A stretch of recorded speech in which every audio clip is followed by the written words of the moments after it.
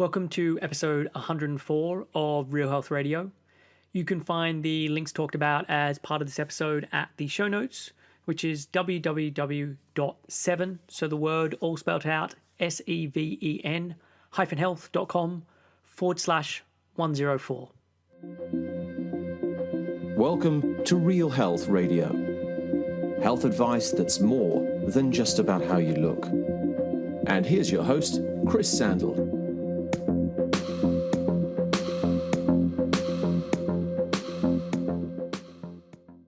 Hey boys and girls, thanks for joining me for another episode of Real Health Radio. Today it is another guest episode, and my guest is Kate Solovieva. Kate is also known as Solo and is a former psychology professor and currently a Precision Nutrition Level 2 certified coach and one of the coaches on the Precision Nutrition full-time team, specializing in CrossFit and obstacle racing. She's coached hundreds of women through the project of transforming their bodies, minds, and lives. She holds undergraduate and graduate degrees in psychology, focusing on health, resilience, and stress management, as well as additional training in trauma, motivational interviewing, and cognitive behavioral therapy. Solo is also an extreme endurance and obstacle racer, a yoga teacher, a former boot camp instructor, and passionate traveler. She writes about body image, health, nutrition, sports psychology, more at solovieva.com, which is www.solovieva.com. So I became aware of Kate's work and have probably been following it now for the last 5 or 6 months. I was put onto her by Chris Dixon, who also works for Precision Nutrition or PN. And what first struck me on her website was a tab called Operation Bucket List. And this is Kate's list of all things she wants to do before she kicks the bucket. And these lists, or her lists, are broken down into different categories like explore, learn, travel, try, create, move, and race. And then in each category, it has a long list of things that she wants to do. So this could be things like fly a helicopter, shave my head, learn to write haiku, go to Burning Man, visit every US state, try improv, bake a pie from scratch, run an ultra marathon, learn to throw a spear. And so there's just this long list of things, some of them very small, some of them rather big, that Kate wants to accomplish. And as part of the list, many of the items have been crossed out with a date next to them indicating that they have been done. And this idea really grabbed me, and I liked that there was someone who was out there who wasn't just having life pass them by, but was being incredibly intentional about doing new things and challenging herself. And then I started reading more of her blog, and I just really liked what I was seeing. And so I eventually reached out and asked her to come on the show. So as part of the episode, we talk about Kate's upbringing. She was born in Siberia in the 1980s and obviously experiencing the end of the Cold War and the fall of the USSR. And she then moved to Canada. So we talk about that experience. We talk about psychology and being a coach and what it looks like when you're helping out a client. We talk about Kate's previous issues with food and body image and her recovery as part of this. And we reference Maria Hornbacher's book, Wasted, and we talk about 12-step programs. And then we obviously talk about the bucket list and how this came to be and Kate's love of obstacle racing. So Kate is the third guest I've had on from PN. I've also had Chris Dixon and Bryant St. Pierre on. And there's a real commonality with each of them in that they are incredibly articulate and, from my perspective, very easy to chat to as guests, as well as being like incredibly insightful and very compassionate when it comes to working with clients.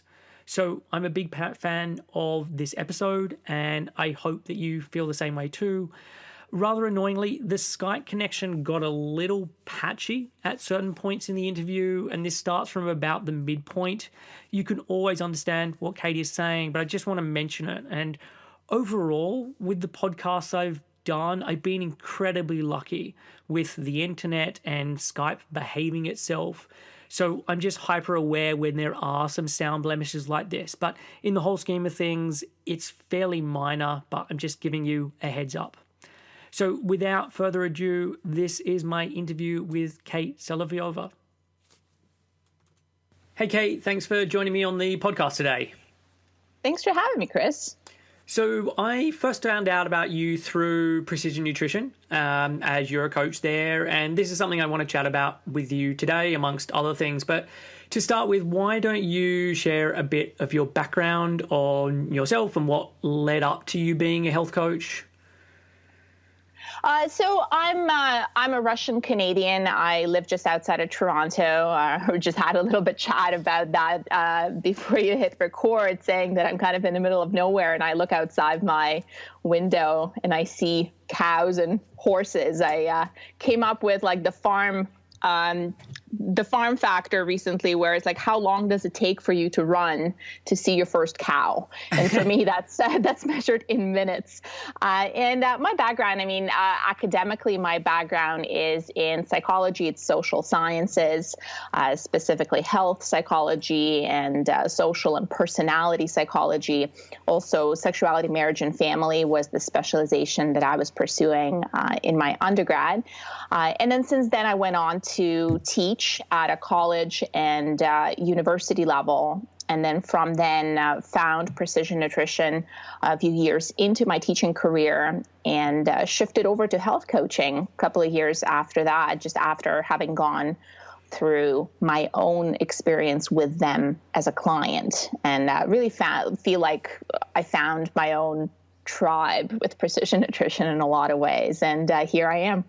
Okay, cool. And I want to dig into a lot of what you said there. I guess just to start with, you said you're Russian Canadian. I know you grew up in Siberia. So are you able to describe a little about what your childhood was like?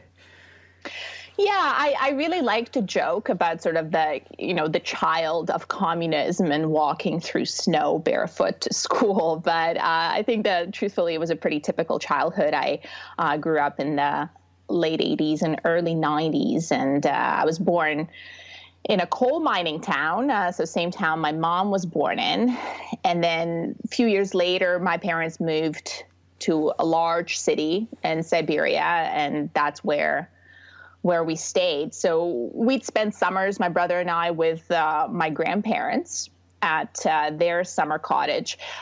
I always feel so funny referring to like the summer cottage, because it's not really a cottage at all, because especially I think Canadians get an image of, sitting on the deck and drinking a beer, like looking at a lake. And the Russian word is dacha. So it's a summer home with a garden, like where you grow everything. So you didn't exactly sit on the deck. It's about 6,000 square feet of soil with everything like planted on it, from potatoes to strawberries to onions. And this is what fed us through the winter. And my dad was educated as an aerospace engineer. So he used to work at a plant that produced airplanes, which didn't really mean much in Soviet Union in terms of just like your ability to feed your family. So he left once I was born to just pursue other possibilities. And like for the next 10 years, I think spent doing anything and everything, which was really the pattern in Soviet Union at the time. Like people just sort of found ways to scramble and survive. So he sold cars from Europe and imported construction materials like paint and just various like kitchen finishes. So he was away a lot when we were growing up. So it was mostly just my mom and my brother and I. Okay. And during, you said late 80s, early 90s was childhood, so that's during the end of the Cold War. Do you remember that when you were young? Was that something that, really sits with you, or you were just too young to actually take on board what that actually meant? I caught the very tail end of the Cold War. I was born in 1983, so I was 8 when the Soviet Union fell apart. So I always joke like I was made in USSR, but that's about it. So I remember we had portraits of Vladimir Lenin in my kindergarten, and we sang songs about him and celebrated his birthday. I still remember that it's April 22nd, completely random piece of information.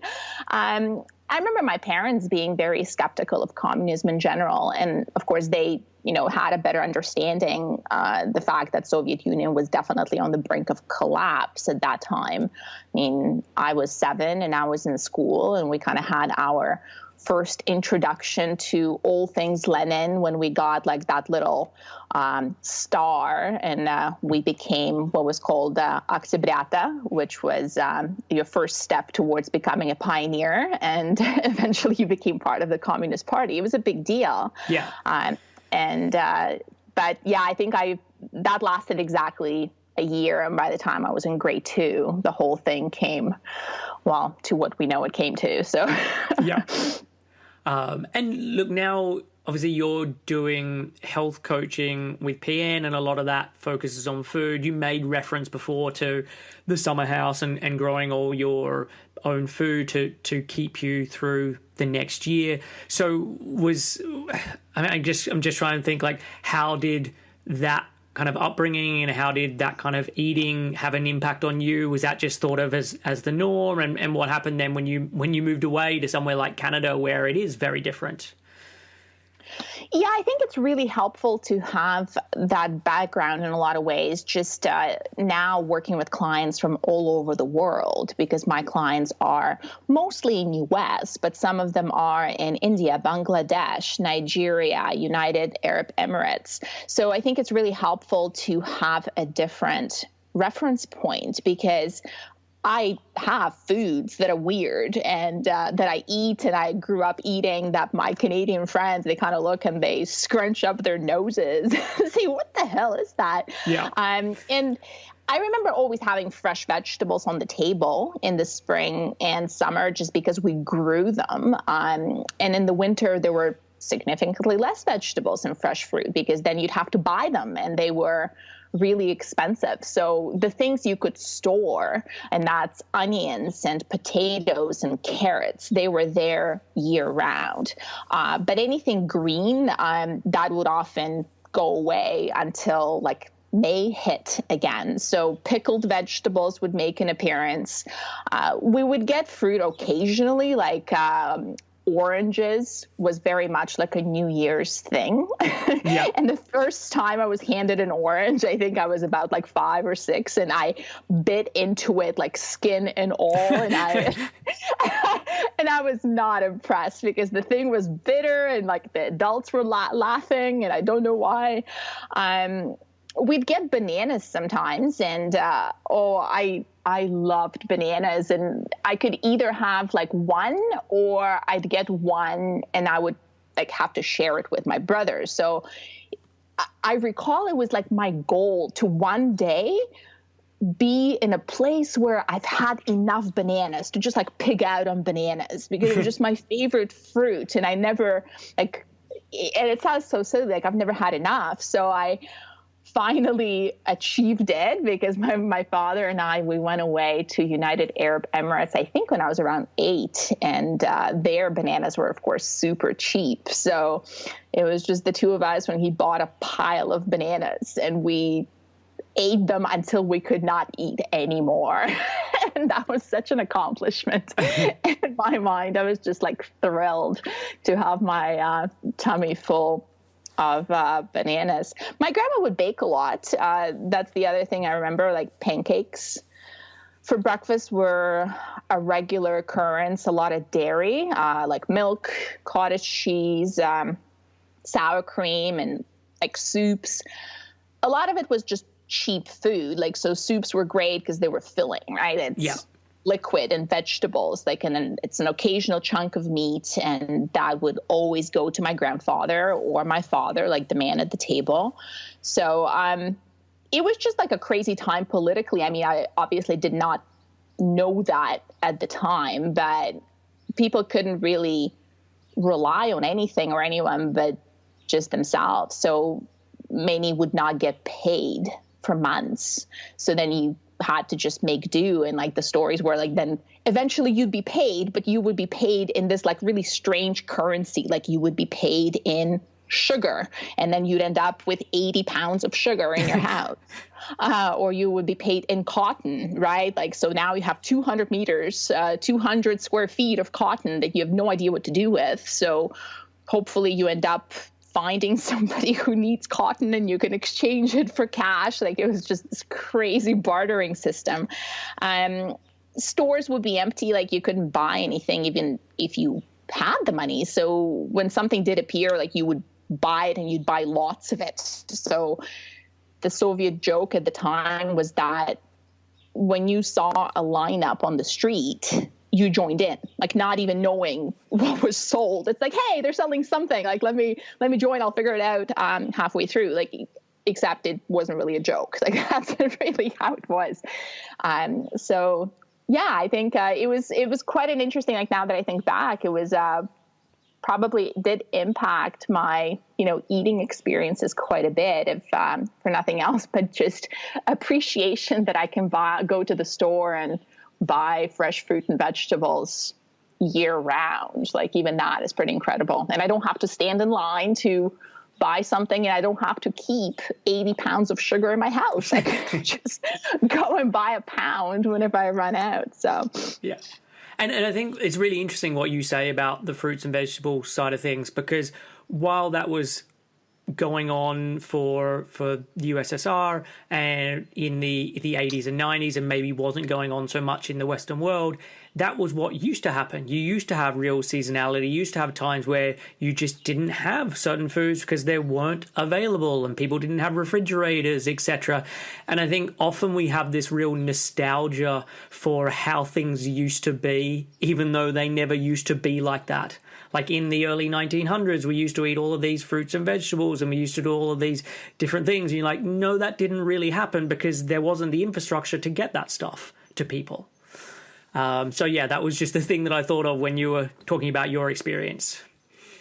Yeah, and I mean, like we often have the rosy kind of glasses when we look and reflect at the past, right? And you see some of it coming back because, again, like as I get older, I think I tend to think less and less in absolutes because everything has like the good and the bad, right? Because Definitely. Now if you go to a really nice restaurant, then a chef would very much be serving you things that are in season, right? So there is something to be said for eating that way because that's when food is fresh. And like my husband, he's Italian, like he's actually very passionate about eating seasonally. So he always gives me a bit of a stink eye when I show up with tomatoes in February.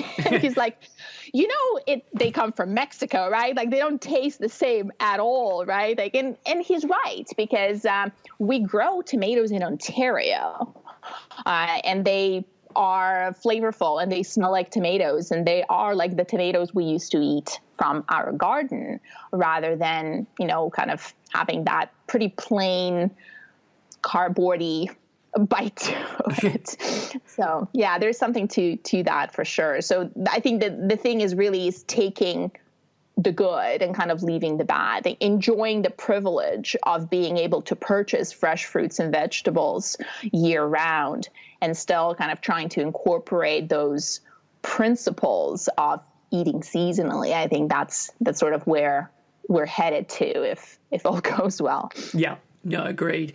And so when then did you move to Canada? At what age were you? And did you stop off, if I'm remembering correctly, I think you've lived in other places as well before you permanently moved to Canada?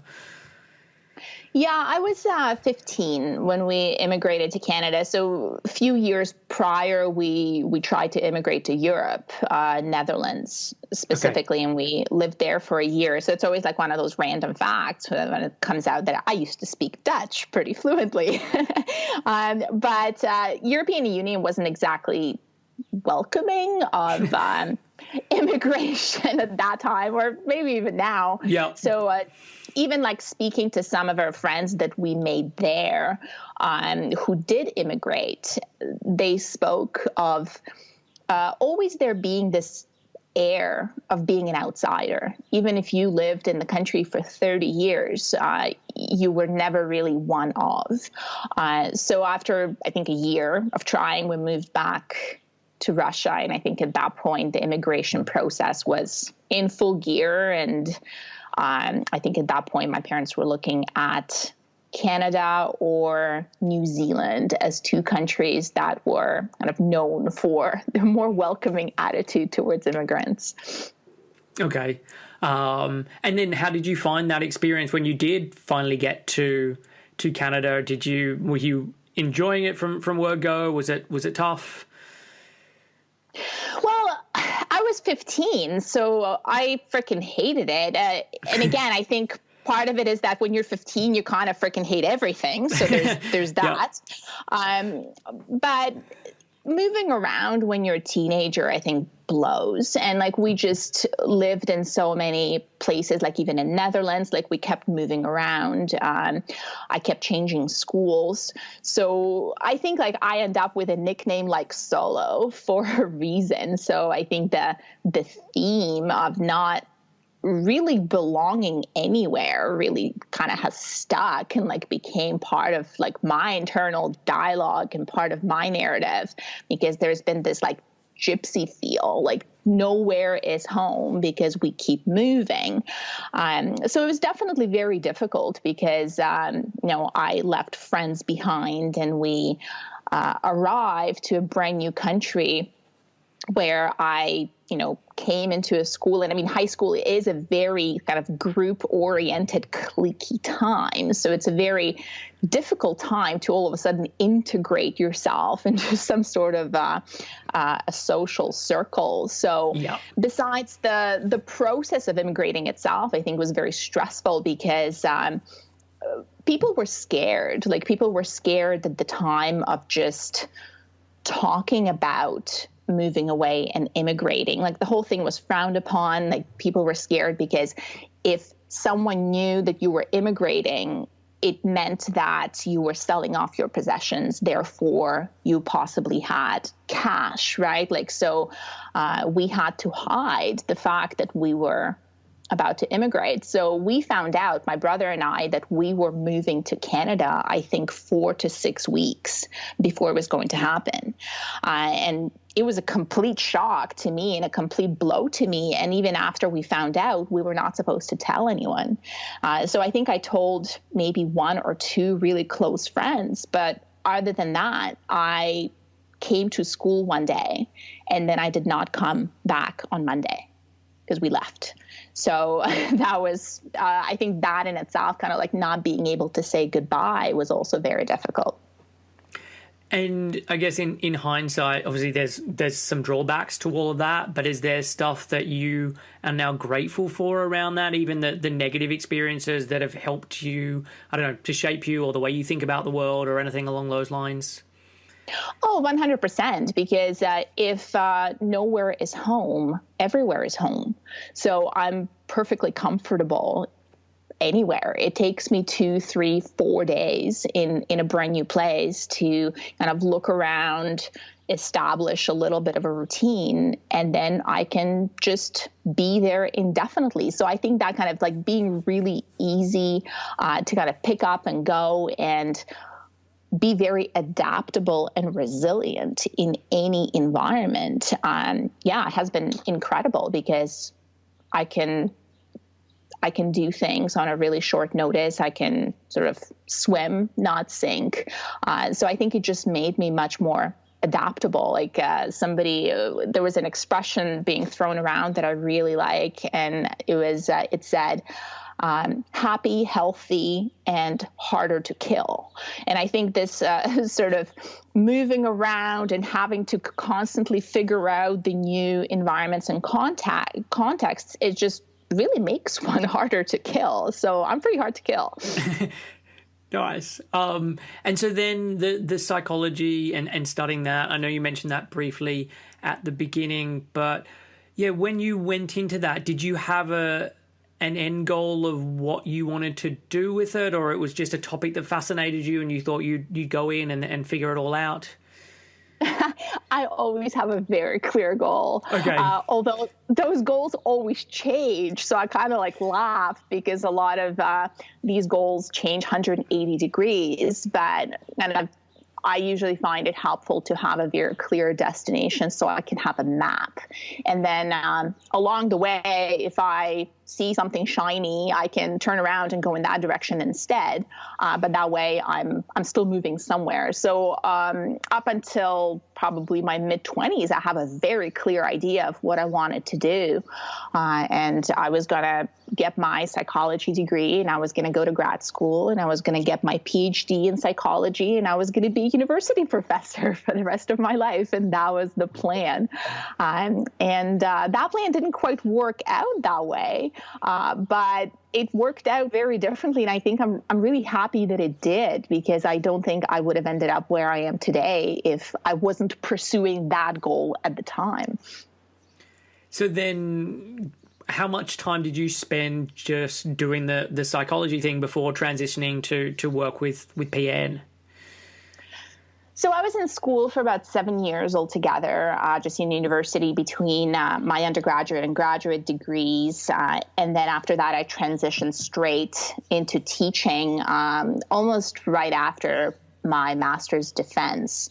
And I think I spent about 4 or 5 years teaching both college and university. I ended up teaching at the university that I attended, which I remember was a very mind-blowing experience for me, because I actually taught at the very same room where I took university classes, like in psychology. So it was full circle.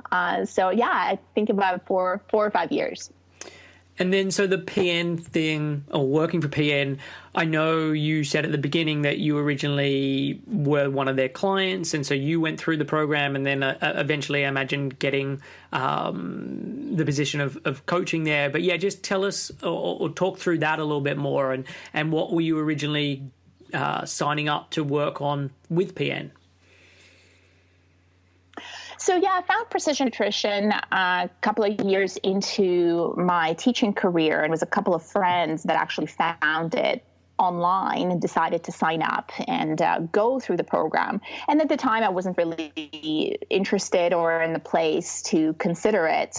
But I did end up going for a long-term travel. So I was traveling in Russia and in India for about 8 months, taking 2 semesters off teaching. And when I came back, I had, I think, a fairly typical kind of post-travel hangover experience where I just spent 6 to 8 months kind of trying to run away from myself, and everything has been going on in my head. This was after a long-term relationship has dissipated, so it's kind of very eat, pray, love kind of trip. Okay. So I came back after having eaten, rice and bread for all of my meals, and I just felt heavy and not in my own body. Like, I just felt very uncomfortable in my own skin. And then, having arrived back to Canada, I met the couple of friends who signed up for precision nutrition. I was blown away by their transformation, like just not even physical, but mental. Like they just talked differently, and they just were different. They were these really cool, active, athletic people, right? It just kind of became that over the course of the years. So I was like, oh my God, tell me more. Tell me more about this company. And I tend to be a cynic and a skeptic by nature. I always joke that I have way too much sort of education and research methods to take everything kind of as it's served to me. So I started looking into this company, and the more I looked into precision nutrition, the more impressed I became, because I think part of me kept expecting to find dirt. Like, it's like, okay, like, let's see, like, what supplements are they selling? Like, what's the trick? Like, what's, and I just couldn't find anything. So I ended up signing up as a client, and it was an absolutely mind-blowing year. And I became what my friends were. Like, I changed not just physically, but also mentally. It was just a great journey of of self-discovery. And I'm incredibly grateful that I found them when I did. So I think there's the kind of a inside precision nutrition joke, because one of our lessons at the very end of the coaching journey talks about whether there is life after PN meaning precision nutrition. And I kind of joke that I actually don't know the answer to that because I never left. So I'm still here. So after being a client, I became a mentor, and that's kind of like a big sister role, like for clients that have gone through the program, and some of them we invite back to kind of help the new clients through the journey. And then after that, I became a coach, and the rest is history, as they say. And was it you becoming a coach, was a lot of that driven by your abilities because of your psychology background, or what else was it because of that? There were a couple of things. I think the psychology background played the biggest role, but I think I also started leaning towards everything health and fitness just as I was going through my own journey, because I started realizing what a big deal it was, like what a big difference it could make in someone's life. And at that time I was still teaching, and it was funny because I started sneaking health and fitness into my classes, like the best way I knew how. Like I would make up these assignments where students had to take on a behavioral change and improve their health for a week or a month, and then write about it. So everything I learned, I would try and bring into my classroom. And at the same time, I was practicing yoga 5-6 days a week. At the time, I completed my yoga teacher training, which was kind of my first foray into health and fitness industry. And I also started teaching yoga classes. So I think little by little, I just kind of kept leaning into the health and fitness until I finally fell into it. Okay. And so, I mean, you touched there on the idea of behavioral change, or getting people to do assignments and see what they notice and that kind of thing. I know this is going to be an incredibly broad question, but are you able to talk around the psychology of changing habits or changing eating habits, or maybe pick a couple of ideas that come to mind when I say something like that, or things that you found really helpful with clients? Yeah, I think when people hear that my background is psychology, especially people that are themselves not in the field, they kind of do this really awkward joke when they say, "Oh, are you reading my mind right now?" Right? Like that's like probably the most common one that I hear, right? And you kind of laugh it off because it's really so far from the truth. Where I think the better metaphor, and I love metaphors, the better metaphor is that Seth Godin talks about it in one of his books, and I just recently read it, and I remember it made me pause because it was just such a great example. He talks about like a moving escalator. So the escalator that you see in the mall, or like maybe in the airport. So you have those moving stairs. And I think he refers, like it actually ended up being a commercial for margarine like 10 years ago. So imagine you have two really busy executives on that moving escalator. Like they're clearly in a hurry, they're dressed to the nines, and all of a sudden the escalator stops. So the stairs, they stop moving. So now these executives are trapped on the broken escalator, and they're standing there, they're looking around, and they're saying, "Well, what do we do now? How do I get out? Like the stairs stop moving." So they start screaming for help, standing on this broken escalator. And I think that's kind of where a lot of us are. Like we're standing on an escalator that is broken, somehow unable to see that it's just stairs. Right? And all you have to do is just start walking forward, right? It may not be as convenient as it was 2 minutes ago. Yeah. But we're actually not stuck. We just think that we are. So I think a big part of coaching, and that's perhaps where kind of behavioral psychology comes in, it's realizing what the stuck is about and getting unstuck. So kind of like working within the system that you're finding yourself in, and not just merely standing still. It's realizing that like you have control over the situation, even though the situation is not ideal. And I think that's kind of, I really like that as a metaphor for coaching. So as a coach, I'm right there with them on the escalator saying, okay, all right, okay, stop freaking out. All right, let's just look around. Where are you? Okay, you're on the escalator. What does that mean? Okay, it was moving a little while ago, but now it's not. I understand. So is there any way you could move forward, right? And that's really what coaching becomes. It's like I'm there simply helping them see the nature of the stuckness and then figuring out ways to get unstuck, to start moving forward.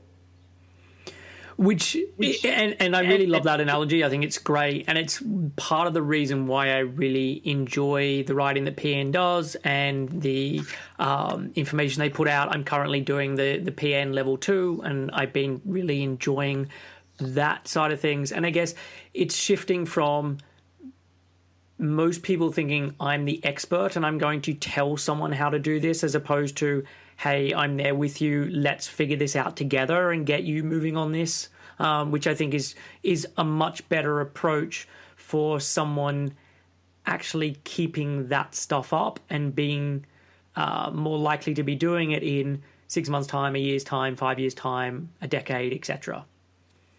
Yeah, and I think that is such a great point, because you talk about this very different relationship that I feel like we as an industry have created and now have to deal with. And the relationship is that of a client to expert. All right, so the clients come and they say, okay, tell me what to do, because that's what they see. That's what they see in the marketing. That's what they see in the reality shows. They see a really fit muscular trainer yelling at them and, 10 push-ups, 9, 8, right? And then when a client comes to you and say, oh, well, what do you want to do? They look at you like you're crazy. It's like, well, what do you mean? You tell me. And you're like, nope, right? And that's the difference between the kind of, this is the shift, because I'm not an expert, not in this particular instance. I can be. And if I'm delivering a talk at a conference and I am talking about my area of expertise, then yeah, absolutely. I'm there delivering what I know. But for actually working with clients one-on-one, it's a very different relationship, because me telling you what to do doesn't work. It's not like we don't know what to do. Many of us do. And I think that's the most difficult part, because sometimes the clients that struggle the most, and you'd know this as part of level 2, are actually folks that are trainers and coaches themselves, because they know, and they still find themselves not doing what they know. And it's bridging the gap between knowing and implementing. That's where a good coach comes in. Yeah. So a lot of the work that I do with clients is for people who have issues around food, issues around body image, and this can be whether they've suffered previously with an eating disorder or someone just being on the disordered eating spectrum. And like many women, I know from your blog that this is something you've dealt with. Are you able to chat a little about that? Yeah, I'm happy to. I feel like I'm kind of a late bloomer when it comes to eating disorders. And to me, as an overachiever, that's almost frustrating, right? It's like, wow, it took me so long. Like, what took me so long? I remember a number of behaviors from when I was young. I remember being like 9 or 10 years old, where I would all of a sudden write down everything that I ate that day. And then I would circle the things that I felt like I shouldn't have had. Or I would all of a sudden go on this bend of waking up at 6 a.m. every day before school and doing exercises before I had breakfast. And I don't really know where that came from. I mean, I know it's pretty typical, and neither of my parents have ever struggled with being overweight. But I feel like, especially in Russia, that is a very strong cultural message where women have to be attractive and thin. And I think to this day, many women back home, like they wouldn't go outside to a supermarket without wearing a face full of makeup. Like, so there's a lot of pressure to look a certain way and to be a certain size. Yeah. In fact, a couple years back when I went to Russia to visit, I remember going into a clothing store and there was nothing there that fit me. So they actually indicated I should probably check out a plus size store. And I think at the time I couldn't have been bigger than size 8, right? So to kind of have that as your like, no, like you're way too big to shop in regular stores was just insane to me.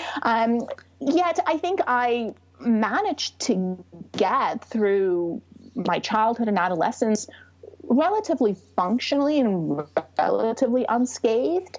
Yet it was in my mid-20s when things kind of came to a halt. And it was after a long-term relationship came to an end where I found myself overeating, and then overeating turned into binging.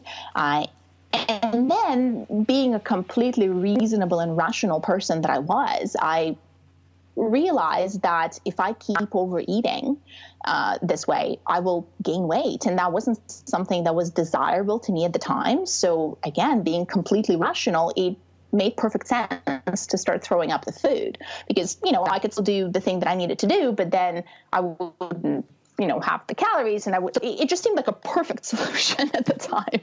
Yeah. So that lasted for probably a year, maybe a couple of years. And it would kind of stop and go, but it was a difficult process in a sense because I knew what was happening the entire time. And I think this is both the upside and the downside of having the education, because at this point I already had both of my degrees, both my undergraduate and graduate degrees in psychology. So it's not like I didn't know what this was called. And the symptoms were there and the behaviors were there. So still having gone through it, and I remember trying to kind of seek out help on one hand, but on the other hand, feeling like it wasn't really that bad. Like I wasn't one of, quote unquote, those people. It's not like I was binging and purging 6 times a day. It was only like once a week or maybe twice a week. So surely it wasn't that bad. And I remember a friend of mine pointed it out to me, and he was very wise in doing so. He said, Kate, it's almost like you feel like you can't do anything right, even an eating disorder.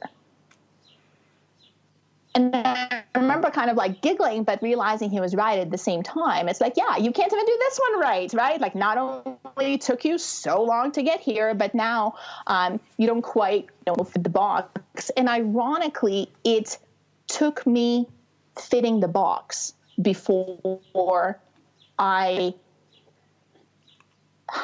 dared to call it a problem, where I think I remember it was one night after yet another binge and yet another purge, I pulled off DSM-4 off my shelf. And DSM-4, like the Diagnostic and Statistical Manual for Mental Disorders, it was on my shelf for a long time. And I remember paging through to eating disorders and reading the diagnostic criteria for bulimia, and realizing that based on the frequency of binging and purging episodes, I have now qualified. And now it was a problem. And precision nutrition actually played a huge role in me seeking help, because one of the things that they really stress is seeking help, seeking outside help. And I ended up seeking out a therapist at the time and disclosing to a number of close friends, and just really started expanding that circle. Like a friend of mine called it like breaking the rules of an eating disorder, because one of the unspoken rules is that you don't talk about it. It's a secret. And I realized that when I told to people, they didn't excommunicate me, and the earth did not stop and the sky did not crash on my head, even though it felt that way. So that in itself felt very empowering. And I think it really helps me appreciate how empowering simply realizing that you are stuck on an escalator is. Just kind of looking around and, oh, well, shoot, here's where I am. Like that awareness is the first step. Just kind of understanding that here we are. So with the recovery, I mean, how long did it take you to get to a place where you felt you could use the label recovered if you choose to use that label? Oh, I have such an interesting relationship with labels. I actually love them, and I think a lot of people push against labels. I like the label in recovery because it implies continuity. And I don't necessarily like the label recovered. Okay. Because I don't know if it exists. And I may be a cynic, and I'm sure some people very much are, quote unquote, recovered. But I think it took 5 to 6 years of between therapy and just kind of talking about it and working through it, and just like really working on eating behaviors, and specifically not dieting, not aiming to change the body in any particular way, to kind of get to a point where I can say I'm in recovery. And still it's kind of that continuation where I wrote a blog post recently about sort of the shadows of the past, where things pop up and you notice them pop up, like you go traveling and you feel that your pants don't fit. So the inclination is still, ooh, I should go on a diet, I should hop on a scale. And to push against that, to say, no, I know what this is. And to go the other way is, I think, very, well, empowering, again, is the word that keeps coming up. And for one of the posts, I can't remember which one it was, I was reading around this, you included some quotes from Maria Hornbacher's Wasted, which for me is probably one of the most like brutally honest, dark and harrowing books on the topic of eating disorders and her experience. And she is such a skilled writer and talks about her story in just the most perfect prose, despite how dark a subject matter it is. I mean, did you find that this book helped you on your journey as part of the recovery process? Yeah, I actually don't know if I would recommend that book for somebody who is kind of still in the throes of an eating disorder. And I completely agree with you on that one. So I read it well after. So I read it, at a good place. Let's just put it that way. And as you mentioned, it is really dark and it is really graphic. So it can be quite triggering for people, I think. Yeah.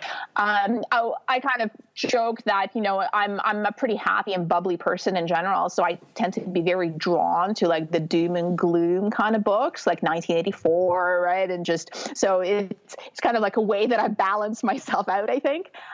So I loved that book. I really did. And I don't read a lot of eating disorder memoirs because most of them are bad and they sound the same. Like it's just, and it sounds awful, but eating disorders are boring. Like we know how it goes, right? And it turns out that having gone through a period of starving yourself or binging and purging or both and surviving, it doesn't automatically make you a good writer. Like, and neither does being a celebrity or having cancer or running for office, right? And that never stopped people from writing incredibly disappointing books. But yeah, I really love this. She's a writer, right? She's a journalist. And I also love that not only the fact that she brings her craft to her personal experience, but I also really appreciate that this book does not have a happy ending in a traditional sense.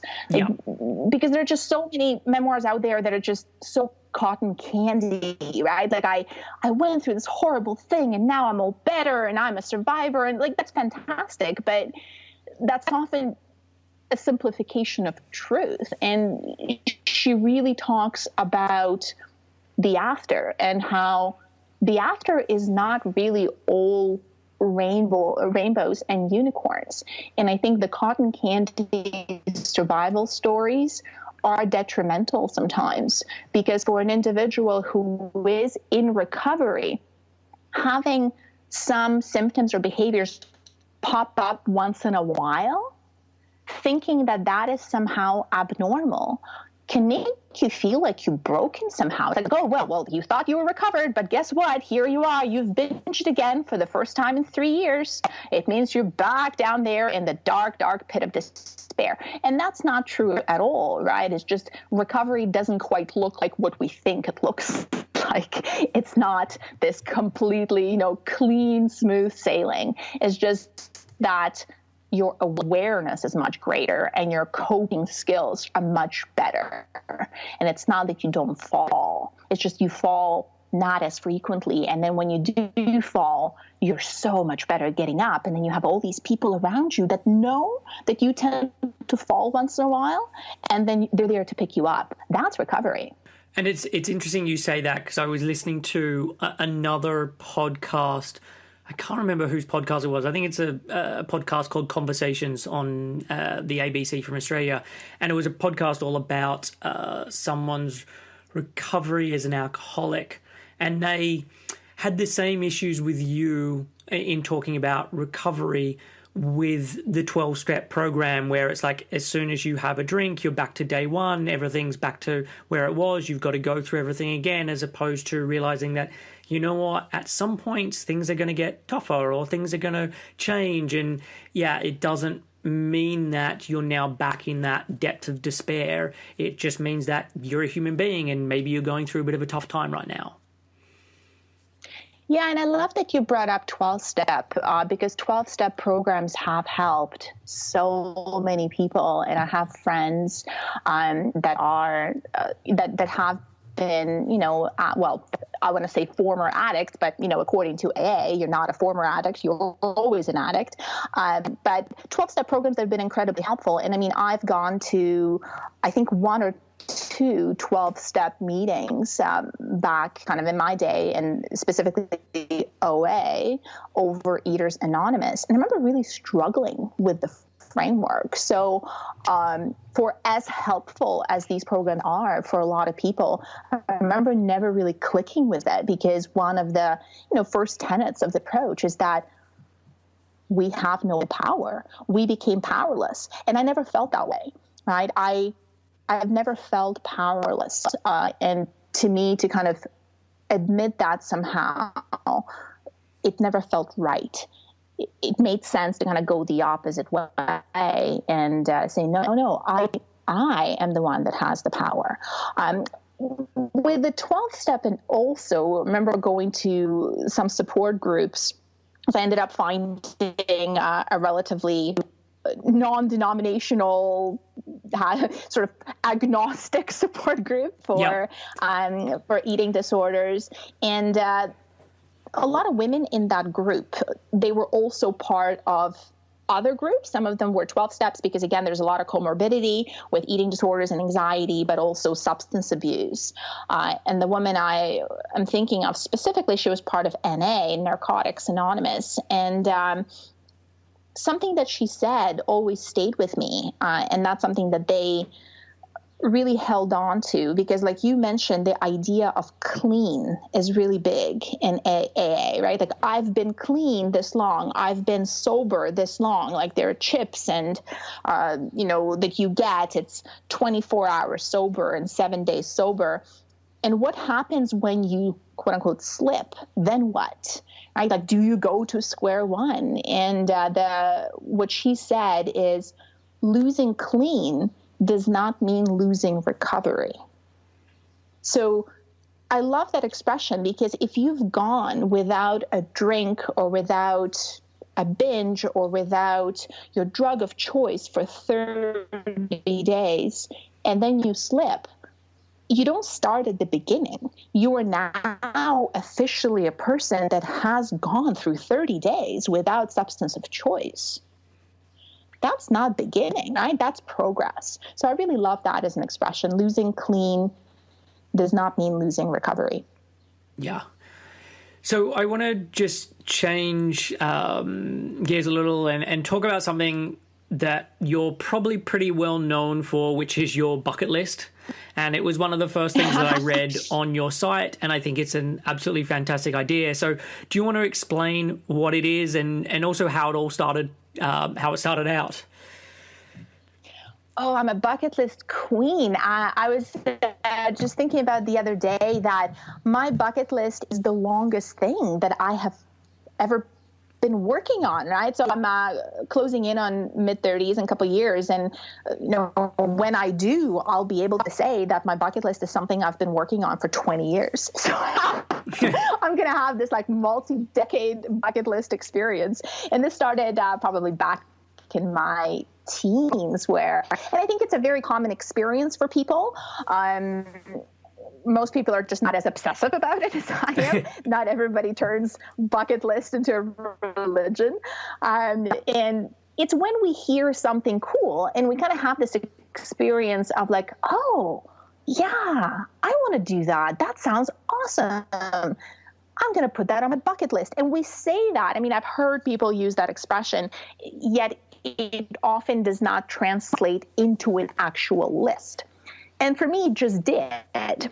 And then it just kept growing because I realized there was something really powerful about having one place where you could collect those ideas in, because it just kept growing. And you're like, oh, yeah. So, hey, what can I do this year? I think I can do this and this and this and this. And especially in the last few years since I've started my blog, and I think it was maybe 3 or 4 years ago when I kind of bit the bullet and found all the courage that I could find and put the entire thing online. Yeah. I've started doing kind of like official updates. So at the end of every year, I do a bucket list update. And that's been really cool because I am usually able to check off 15 to 20 items off my list every year. And the way I come up with the items, because the list keeps growing, like I throw things out all the time, I add things all the time, it tends to be a really healthy mix of things that are super hard and challenging and I have no idea how I'm even going to get them done, but also things that are very manageable and something that you could do in a day. Like where I bet, a bunch of people have wanted to try to bake bread from scratch. And yet it's kind of like hanging out in the back of your mind and you never really get a chance to do it because you don't make an effort. Yet if you did, it would only take you probably a couple of hours, right? Like you need to find recipes, make sure you have ingredients on hand and actually give it a go, maybe fail miserably, try again, right? But it's not this like ongoing long thing. Yeah. So between things that take, a couple of hours and things that take many years, I find it's a really nice balance. And it gives kind of year to year gives me a little bit of a framework as well. So I love it. And it reminded me, so Tim Ferriss recently did a TED Talk where he suggested that people should define their fears instead of defining their goals. And I think a lot of this idea came out of Stoic philosophy and his troubles with bipolar and depression. And I do really see the similarities between that idea and also that bucket list where you're constantly setting challenges for yourself that might be scary or intimidating or exciting, but you just then go out and do them anyway. Yeah, and I can definitely relate to this kind of way of looking at things. I think I wrote at some point about the state of being scared shitless and the fact that I really like to be in that state or to pursue that state, because to me, fear and anger, like many negative emotions, are really indicative of something else, right? It's like there's something there. When you are really afraid of something, when the idea of something just terrifies you, there's often something there to dig at. That's the area of personal growth. And I've definitely done a couple of things like that where I would hear about a thing or an event, and the first thought that would pop in my head would be, oh my God, I could never do that. It sounds so scary. And as soon as I catch myself thinking that, I'm like, oh, damn it. So it's got to go on the bucket list. Here we go. That's how I ended up in a 10-day meditation retreat in the middle of India somewhere, not talking for 10 days, because the first time I heard about it, I was like, oh my God, 10 days meditating, not talking. I could never do that. Lo and behold, I signed up for a retreat. So I like that approach. I think the slippery slope there somewhere is when people start doing things that are scary for the sake of scary. Yeah. Because there are plenty of things that are very, very intimidating to me, but I'd never do them because I have no interest in it, right? Like a friend of mine just got her scuba diving certificate. And I remember commenting on the photo. I said, yep, never doing that. And she's like, oh, why? You totally could. I'm like, yeah, I know I could, but I'm also claustrophobic, and this is not an enjoyable experience, and I just don't care to, right? Like, it's because despite what the evidence may be to the contrary, I'm not really into suffering for the sake of suffering, or even fear for the sake of fear. I'm only interested in those if they lead to growth. Okay. And is this, I know as part of the list, when you go through, a lot of it has got different races that you wanted to do and have done. And so you got into obstacle racing. So yeah, how did that come to be? Obstacle racing popped up on my, I think, Facebook feed a number of years ago. And I think it may be a common way of people being introduced to the sport, because it's sort of, you're in the job that you're not really sure if you like or not anymore, and you're kind of bored, and you're kind of at your desk, and you're eating, cold lunch, and you're scrolling through Facebook, and all of a sudden there's this thing, and I think it was Warrior Dash ad that I clicked on, and all of a sudden there were these people running and jumping over fire and crawling under barbed wire. And of course, there was like really inspirational militant music in the background, which just makes it even more appealing. And I'm just like bored out of my skull at my desk, right? Like teaching the same course for the 8th time. So I was like, oh my God, this just looks incredibly amazing. And at the time, there was no races like that in Canada. So the Warrior Dash that I saw the ad for was in Chicago, Illinois. And I signed up. I dragged my younger brother and my father along with me, and we did it together. I made every single mistake in the book that I tell people not to do. Like, I wore cotton from head to toe and wore really old running shoes, right? Like, it was super fun. It was just wild. And I think we as adults, we kind of get away from that because it's super fun to just play in the mud. Like, there is this really muddy puddle, and you go right in it, and you crawl under, and you come out, and there's a lot of laughing, and there's sand in your teeth. It's just this unadulterated joy. So I think that's really what hooked me. It was that childlike play, fun, and chaos of it. And then I was hooked ever since. And you've done a Tough Mudder where you did it blindfold, if I'm remembering correctly. Are you able to talk about that? Because it sounds rather crazy, but I think there was a good reason behind it. Well, it's really cool because doing that event blindfolded, which I have done, and I kind of joked about it, but not really. It essentially gave me a license to, every time somebody brings up Tough Mudder, I shrug and I say, oh, I did that shit with my eyes closed.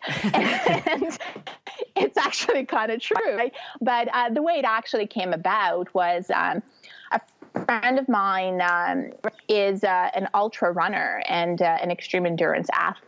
athlete. She's also visually impaired, and she has been from birth. And we got introduced through Solomon Toronto, which is a gear, like it's a shoe brand, and there's a store. They have a number of ambassadors.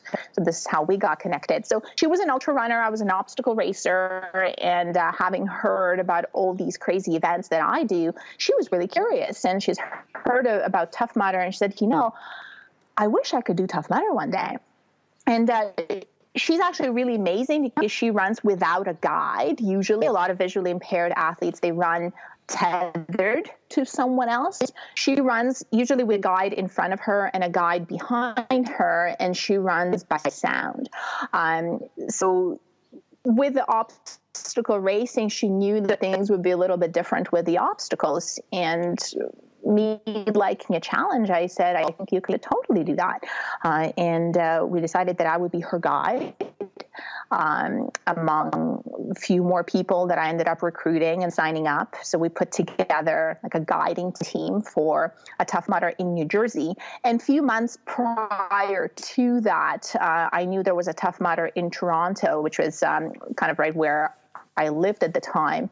And I thought that it would be really cool to do Tough Mudder blindfolded to get a sense of what's hard when you actually can't see the obstacles themselves. Because again, to me, like I've done a lot of these events and I've done these obstacles many times, you don't really think about what makes them difficult because not only you see them, but you also have done them many times. So if you take away the actual visual, now what? So what do I need in order to complete these obstacles? What kind of descriptions or instructions I need? And I had my racing partner, his name is Stoney Smith, and we've done many, many events together, be my guide in that event. So we completed the event together successfully. And then I was one of the guides to help Rhonda do her own Tough Mudder a few months later. So yeah, that's how that came about. Yeah, which is just such a fascinating story. I mean, how did you go in the race where you were blindfold? And I guess the follow up to that is, what did you learn from that experience? Well, so we did the race that I did blindfolded. It was so Stoney, my racing partner, and then it was my father and a couple of friends that came with us. And we had like one person that would run ahead and kind of scope out what was coming up. Stoney was there holding my hand, or we used like a short tether for sections that were more treacherous, and then where things were kind of flat and there was a little bit more running, there could be a bit more freedom and movement. And I think my dad just came along to make sure that I don't die, which was funny because I think it actually acted as a welcome distraction because he's never done a Tough Mudder before, and he's never run that long before either. Like he would run like a 5K or a 10K, but this was I think 16K all uphill and downhill and through obstacles. So I think I was more worried about him. And I also knew that we'd be out there for 3-4 hours. Like it wasn't going to be like an hour thing. So I was like really worried that he would be eating. So I had another friend that was designated to be shoving sugar down my dad's mouth to make sure that he wouldn't bonk, right? Like, so I think that was a welcome distraction. In terms of what I learned, trusting people is hard. You have to have this unshaking belief in the fact that they won't lead you off the cliff. And I now have that belief in Stoney, at least, because he hasn't failed me yet. But I found it very difficult because I am a very independent and self-sufficient person. So to be that dependent on someone else in doing something that I am very good at is challenging. So I think that was a great lesson perhaps unexpected, because I went in hoping to learn one thing. I kind of went out, learning the other, which is often the outcome I notice. But yeah, I think that was a great reality check. And of course, everybody, around us thought we were completely nuts.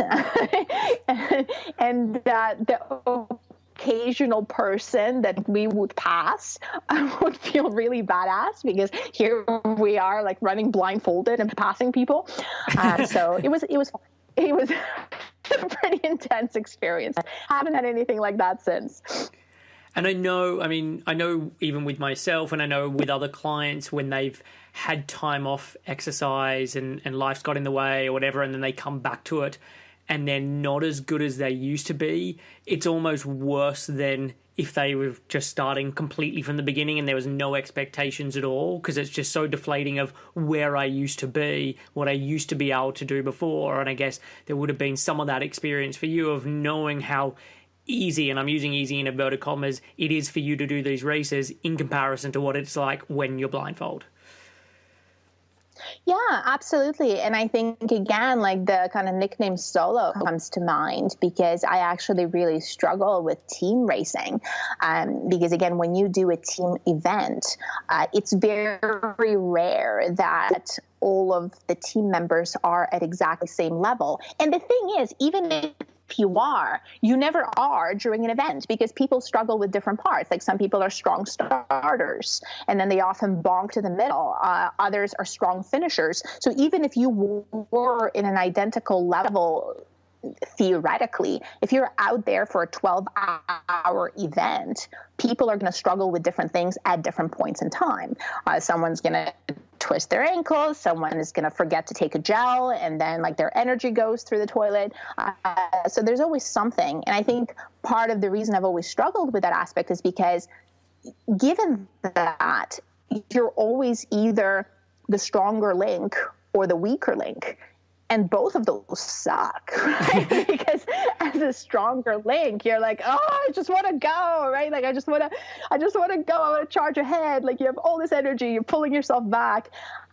And as a weaker link, and I've been a weaker link a number of times, it's a crushing experience, because you feel like you're holding up your team, right? And you're doing your best, and you realize that they're kind of holding back for you. And I think most people who do team racing regularly, like, that's just how it is. Like, that's not an abnormal thing. Yet when you're in the moment and you are that weak link, it's just crushing, right? So I found that I've always, in a sense, enjoyed solo events more, because I feel like I have more control. Yet it also brings up that whole, fear factor. Like, if group aspect of racing is so frustrating and intimidating to me, then surely there is a potential for growth there. So I think over the years, I've been kind of taking on an occasional team event here and there, very strategically. These have to be people who can handle me at 2 a.m. when I haven't had a coffee. But yeah, I think the times that I have done it, having chosen the team members wisely, it always ends up being an incredibly fulfilling and rewarding experience. And it just makes me value those experiences that much more. So, Kate, I'm really loving this conversation, and we've gone well over the hour mark. So I want to wrap this up. But before I do, where can people be going to find out about you? You can say your website, social media. I'm going to put everything in the show notes, but you can just tell the listeners. And one thing I want to stress is, people, please go and actually check out the website and have a look at the bucket list. I think it's a really great idea, and you can see the different categories and the different things that Kate's done. So yeah, tell the listeners where they can go. Yeah, I'm a big fan of stealing creative ideas. So I always encourage people to steal from bucket list if there's anything there they see and they like.